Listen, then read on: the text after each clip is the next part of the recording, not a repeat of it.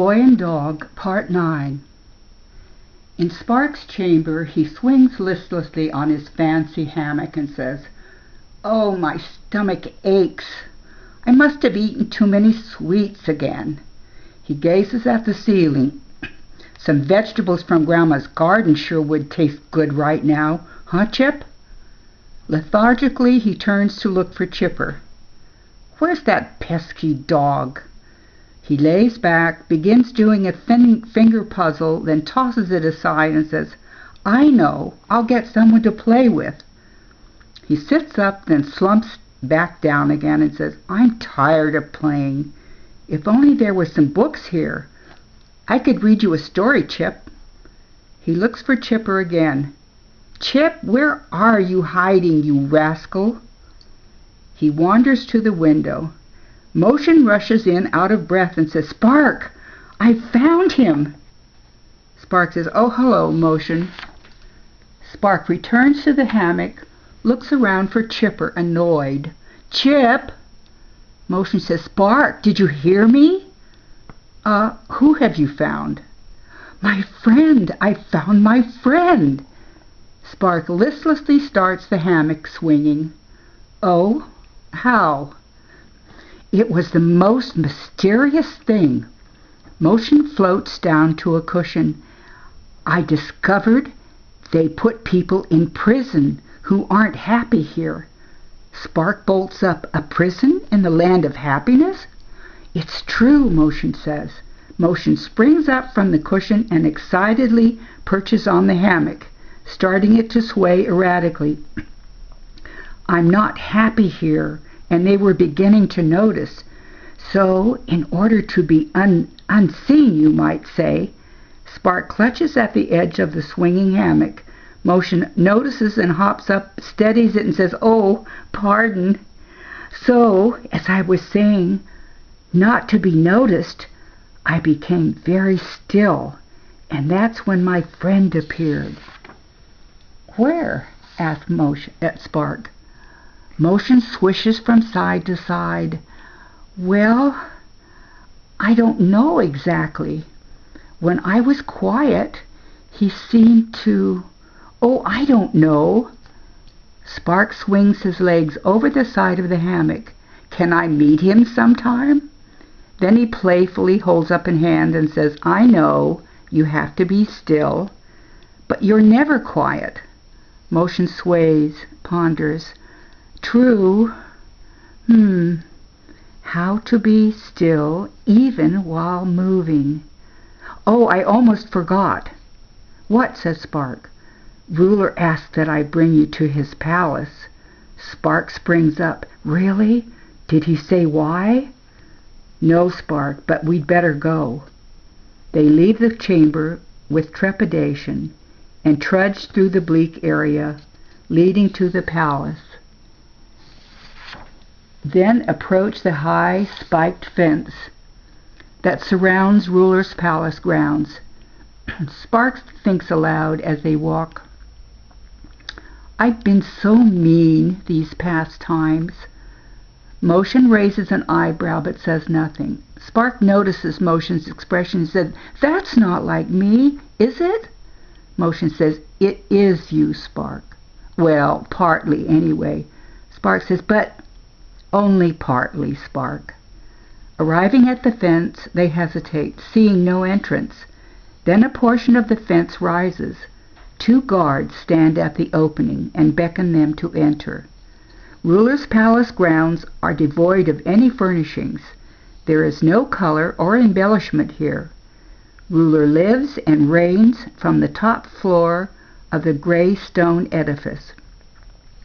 2 guards carrying torches lead Spark and Motion into the palace itself. As Spark and Motion are taken through hallways, they pass a large opening. Slaves are seen inside, laboring at stoves and sinks in the large kitchen. Some look up with alert and rebellious eyes. Spark asks the guard in front of him, "Sir, who are those people? What are they doing?" The guard smirks and says, "Where do you think your meals come from?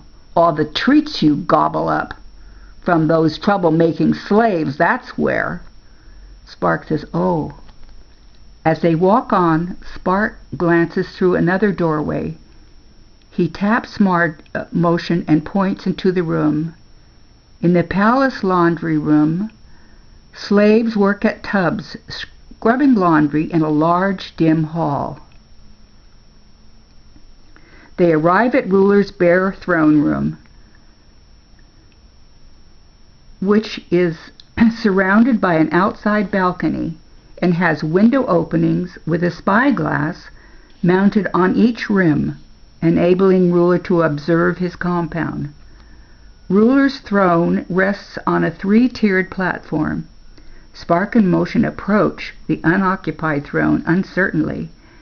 Ruler marches into the room, mounts the steps, and sits down. He beckons the two to approach and says, "Well, my boy, I saw Motion hurrying to your room a short time ago.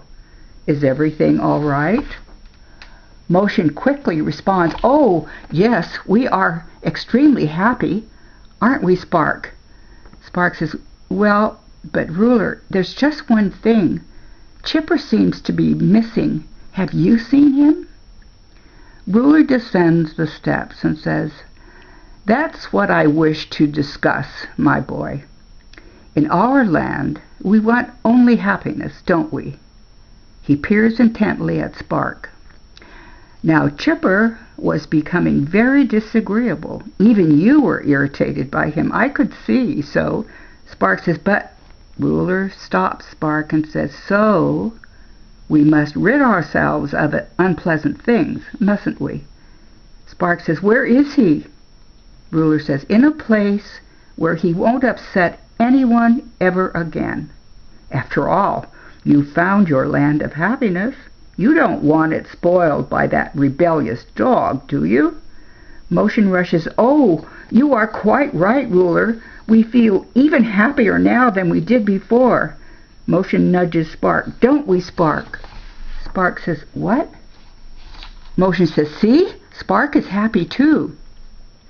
Motion gently prods a dazed Spark again and says, "In fact, we are so exhausted by our happiness that we may rest a while before going out to find even more happiness."